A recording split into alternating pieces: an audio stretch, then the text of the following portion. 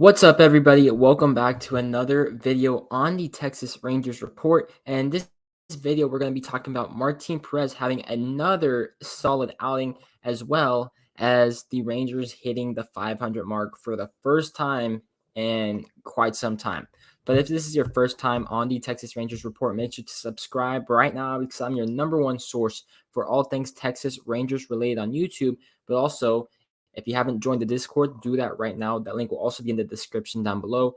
We discuss live game chats for the Rangers, news, rumors, the draft, etc. So make sure to do those two things right now. But yesterday's game versus the Tampa Bay Rays, you had Ramison pitching for the Rays and Martin Perez, our current ace right now. He has the lowest ERA in the American League, which is amazing.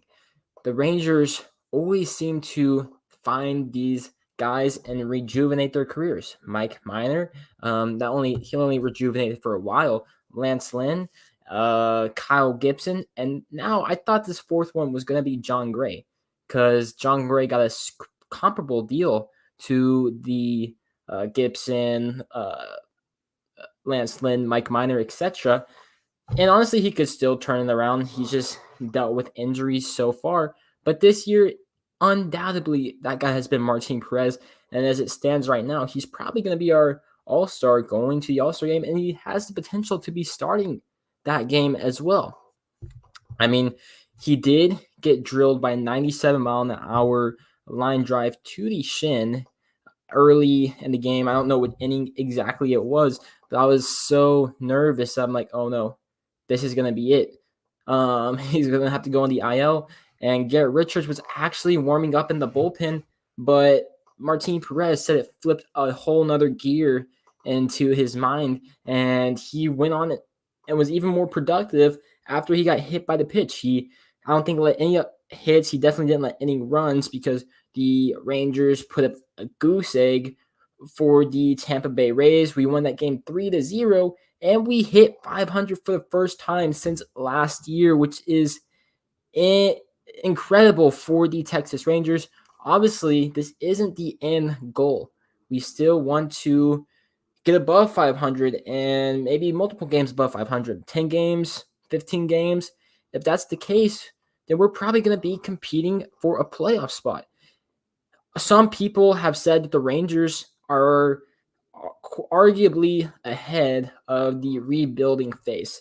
I don't want to go out and say that right now because we could go and lose 5 games in a row, and then we would be like, what's going on with the Rangers? But should we start saying it's playoff time? I think that's a little too early. I mean, there are better teams than Texas Rangers, but I think we're only two teams behind for that third wild card spot. So if we keep this pace up, have another comparable month of June like we did in May, then we could probably start talking about the playoffs. But I mean, it's too early for me to go out and say that right now. And the offense has been streaky. I'm still not too confident in Taylor Hearn, and John Gray's been a little shaky. Granato's been up and down. Same with Dane Dunning. The only reliable guy has been Martin Perez, who this video is about.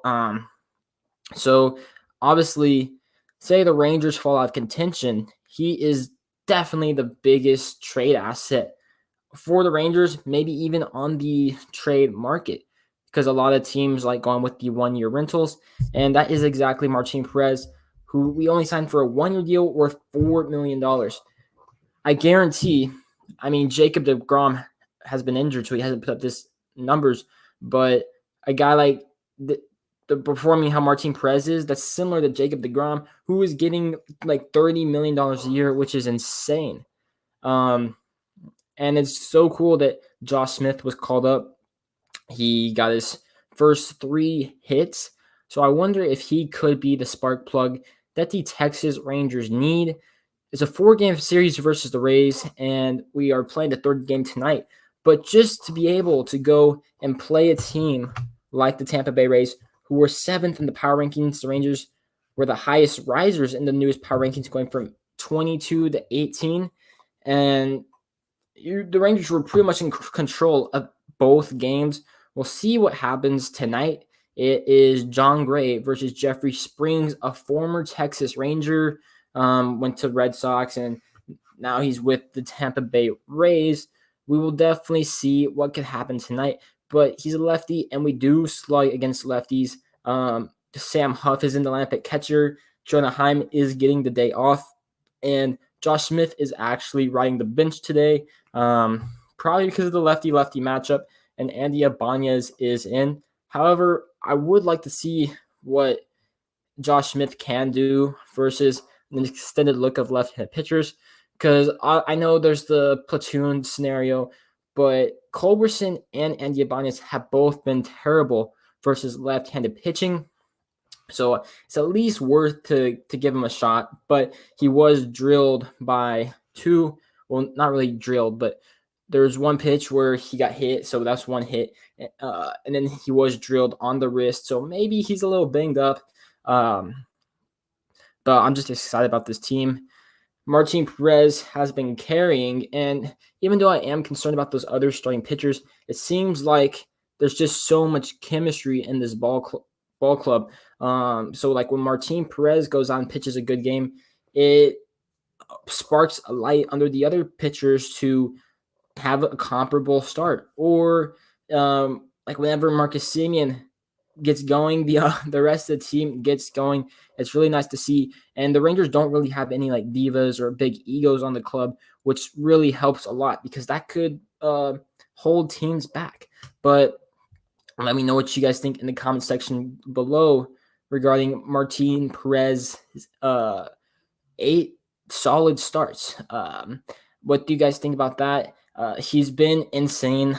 I still, in the back of my mind, even though his baseball savant numbers have been extremely good, he's never been this good in his career. So I wonder if it starts to fall off at some point. I really hope it doesn't.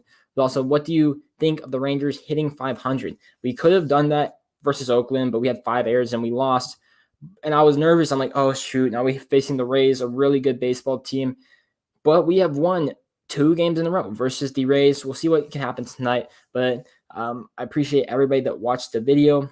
Make sure to comment down below, like, subscribe, and I'll see you on the next one. Peace.